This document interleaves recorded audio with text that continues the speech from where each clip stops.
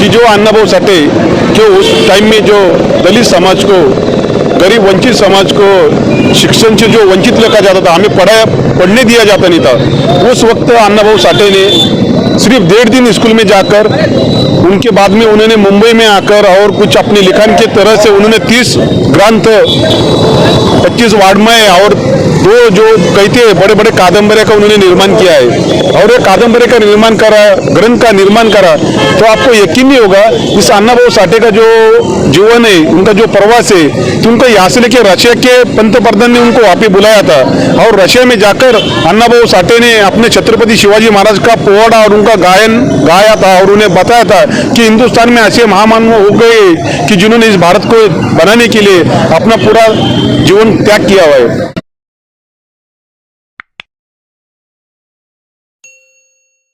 आप देख रहे हैं एसडीएम न्यूज़, मैं हूं अंसारी। आज साहित्य रत्न अन्नाभाऊ साठे की जयंती है, 101 जयंती है और हम तमाम दर्शकों को बता दें, ये हमारे भारत देश की लोकप्रियता है, इसकी खूबसूरती है कि तमाम ऐसे वो लोग जिन्होंने भारत के बनाने में, निर्माता करने में एक बहुत बड़ा योगदान दिया है। उसमें हिंदू भी है, दलित भी है, मुस्लिम भी है, मराठा में सर्व जमात के लोग हैं और सब। और ये जो जिनकी जयंती आज मनाई जा रही है, इनकी विशेषता ये है कि इन्होंने ऐसे समाज के लिए लड़ाई लड़ी है जिसको एक ज़माने में, आज से 100 साल पहले हम कह सकते हैं कि अछूत की लड़ाई कहा जाता था, गांव से दूर रखा जाता था। वही वर्गों को आज इंसाफ दिलाने के लिए, उनको न्याय दिलाने के लिए इन्होंने लड़ाई लड़ी है। चलिए मेरे साथ मौजूद है, सब आपका पूरा शुभ नाम बोलिए और इसको इनके बारे में आप जानकारी दें, आप ये कौन थे, कैसे थे, ताकि दर्शकों को आसानी हो सके। मैं संजय ठोकल, सर्वपक्षीय जिला उत्सव समिति का मैं स्वागत अध्यक्ष हूँ। पिछले 25 साल से हम साहित्य रत्न अन्नाभाऊ साठे की जयंती मनाते हैं। सही देखा जाए तो आज साहित्य रत्न अन्नाभाऊ साठे उनकी 101वीं जयंती है। अगर इनके इतिहास में आप झाँककर देखिए तो आपको पता चलेगा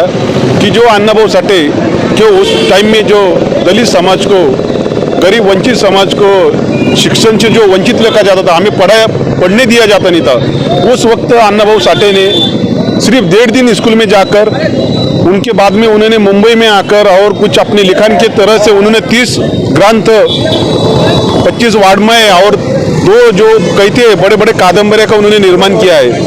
और ये कादम्बरी का निर्माण करा, ग्रंथ का निर्माण करा, तो आपको यकीन नहीं होगा इस अन्नाभाऊ साठे का जो जीवन है, उनका जो प्रवास है, तो उनको यहाँ से लेकर रशिया के पंतप्रधान ने उनको वहाँ पे बुलाया था और रशिया में जाकर अन्नाभाऊ साठे ने अपने छत्रपति शिवाजी महाराज का पोवाड़ा और उनका गायन गाया था और उन्हें बताया था कि हिंदुस्तान में ऐसे महामानव हो गए कि जिन्होंने इस भारत को बनाने के लिए अपना पूरा जीवन त्याग किया हुआ है। अन्नाभाऊ साठे का जीवन चरित्र वो भी आप देखिए कि उन्होंने जो भी ग्रंथ और जो लिखन किया हुआ है वो इस देश के नहीं तो दुनिया के 32 भाषाओं में उनका ट्रांसफर किया गया है। इनके बड़े बड़े कादम्बरी रशिया में, अमेरिका में, लंदन में भी आपको मिलेंगे।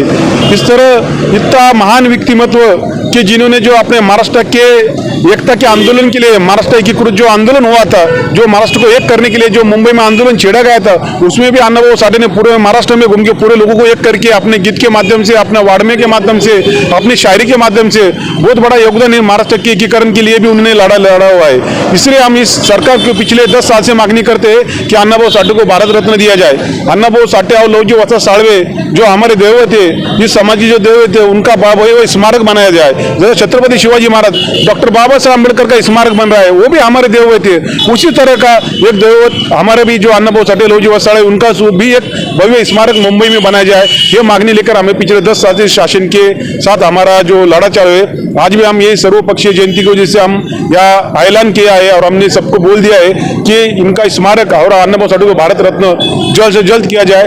यदि मुंबई के अंदर भव्य इस मातंग समाज का बहुत बड़ा मोर्चा जाने वाला है, इस जगह में कहना चाहता हूँ। और अन्नाभाऊ साठे की 101 जयंती की तरह वजह से मैं आज सभी हमारे बांधवों को, सभी समाज के लोगों को और सभी भारतीयों को, सभी महाराष्ट्रियन को हम शुभेच्छा देना चाहते हैं। सर, हम देखते हैं कि हमारा देश को 75 साल करीब आज़ादी हो गए हैं, लेकिन आज भी भारत के प्रांत में कई अछूत की लड़ाई लड़ी जाती है, भेदभाव किया जाता है। ऐसे लोगों को, ऐसे पार्टियों को, ऐसे संगठनों को आपकी ओर से क्या संदेश है?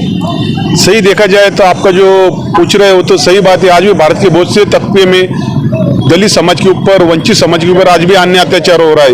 हमें आज़ाद होकर 75 साल हो गए, तो आपको पता होगा कि अन्नाभाऊ साठे ने जिस दिन अपना देश 15 अगस्त 1947 को आज़ाद हो गया था और उसी दूसरे दिन 16 अगस्त 1947 को अन्ना भाऊ साठे ने मुंबई में मोर्चा निकाला था कि आज़ादी झूठी है, देश की जनता भूखी है। और आज भी उनका जो ऐलान किया हुआ था 16 अगस्त 1947 में, आज भी वही लागू होता है कि इस देश की जनता भूखी है और ये आज़ादी झूठी है। आज भी हमारे दलित पिछड़े लोग आज भी अन्याय हो रहा है। हमें घटने में जो डॉक्टर बाबा साहब अम्बेडकर ने जो हमें जो अधिकार दिए, वो भी आज अधिकार से हमें वंचित रखा जाता है। हमें शिक्षण से, हमें आर्थिक परिस्थिति से, हमें राजकीय, हमें हर तरह से दबाने का काम ये कोई जो कहते हैं कि जो आपने कहा है कि कोई पार्टियां काम कर रही है और उन्हें कोई जातिवादी लोग भी मदद कर रहे हैं, इसके खिलाफ हम हमेशा लड़ा देने वाले हैं। सर, हम देख रहे हैं कि पूरे इंडिया में इस वक्त जो आरक्षण की लड़ाई लड़ी जा रही है ओबीसी के ऊपर, कहने के ये पिछड़ी जाति के लोग भी आते हैं, तो क्या आपको नहीं लगता सर नए स्वरूप में फिर एक बार गुलाम बनाने की कोशिश की जा रही है? देखे जाए कि डॉक्टर बाबा साहब अम्बेडकर के घटने में लिखा हुआ है कि जो कोई भी ओबीसी का आरक्षण, मागास वर्गीय का आरक्षण, वो हमें घटने से मिला हुआ है। बाबा साहब ने उसकी तरतूद की हुई है। और जो दूसरा आरक्षण जैसे मराठा आरक्षण भी जो चल रहा है, मुस्लिम समाज बांधवों के लिए भी जो आरक्षण की मांग चल रही है, ओबीसी समाज के लिए भी अभी जो ऑलरेडी 70% आरक्षण है, तो इसका मतलब ऐसा नहीं है कि आरक्षण गलत है। जो पिछड़े लोग आए, जो पढ़ नहीं सकते, जिनके कहीं इकोनॉमिकल जो उनके कंडीशन बहुत कम है, जो इकोनॉमिकल सोर्सेज के ऊपर जो आरक्षण की बात चल रही है, उसका हम समर्थन करते हैं कि जो सही पिछड़ा आदमी, जो मुस्लिम समाज का हो, हिंदू समाज का हो, या ओबीसी समाज का हो, या दलित समाज का हो, वो जो तबके में से आता है, उन्हें आरक्षण मिलना चाहिए। आरक्षण मिलने की वजह जो कुछ भी जो सिस्टम है जो घटने के अंदर का, उसे सिर्फ हाथ नहीं लगना चाहिए, ये ऐसे हमारी मांग है। सही। जिस प्रकार से यहाँ से संदेश जा रहा है, अन्ना भाऊ साठे की जयंती के अवसर पर इन्होंने एक बहुत ही अहम बात की है कि तमाम देश में ऐसे वो तमाम वर्ग, तमाम जाति के वो वर्ग जो आज अन्याय का शिकार है, उनको न्याय मिलना चाहिए। अगर इस प्रकार से हम आगे बढ़ते तो हम समझते हैं जयंती मनाने का हमारा सही मकसद रहेगा।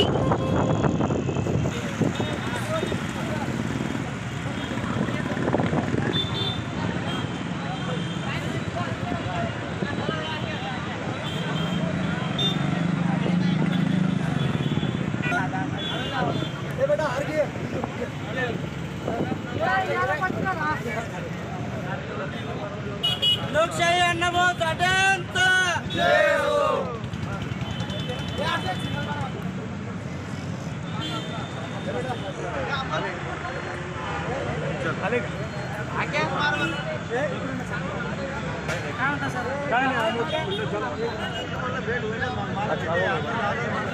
आपण मी काढून घ्या 2-3 चेहरा दिसत आता, हार काढा जरा, चेहरा दिसत नाही, चेहरा हार थोडे काढा।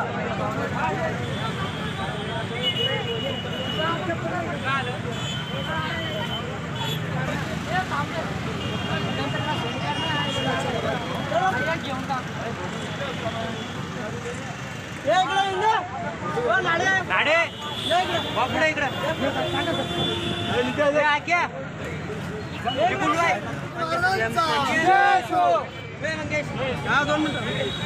नंबर घेतो तुम्हाला आहे पाठवून का?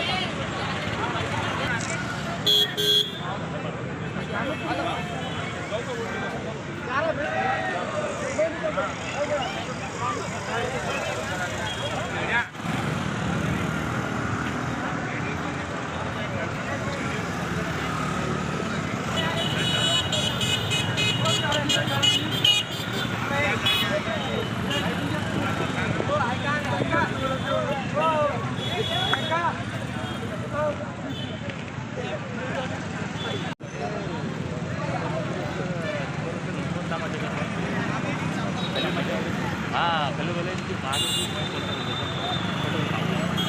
कौन आएगा